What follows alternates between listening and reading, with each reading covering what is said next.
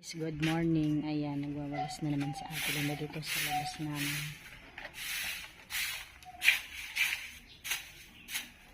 Hi muna, Ate Linda. Hello guys, good morning. Tignan natin yung mga halaman na naman.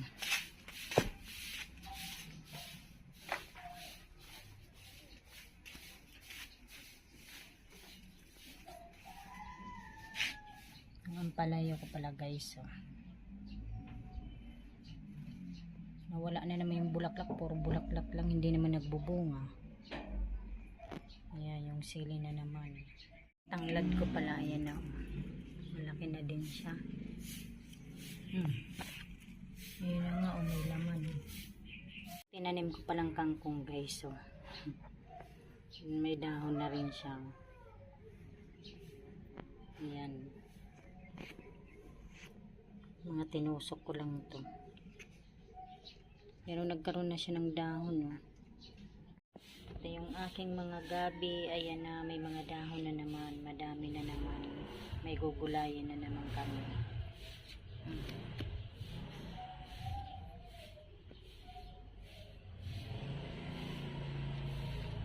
Ayan, ang dami na naman akin ng dahon ng gabi. May kukunin na naman tayo.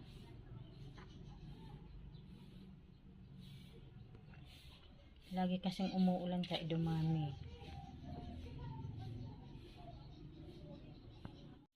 Pati yung sa paso ni Ate Linda na nilipat to.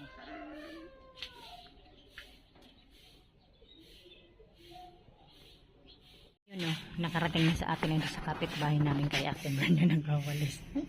Sinisipag ah. Diyan ka na nakarating na. Ayun yung mga halaman din ni Ate guys. Kapitbahay namin. Bahay nila yan. Buti yan. Exercise mo Ate Linda.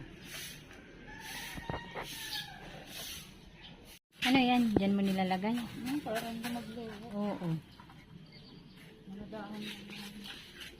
Ayan. Habang sinisipag ka.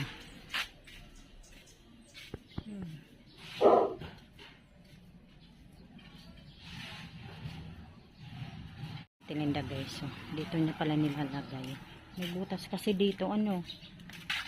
Ayan o. Diyan.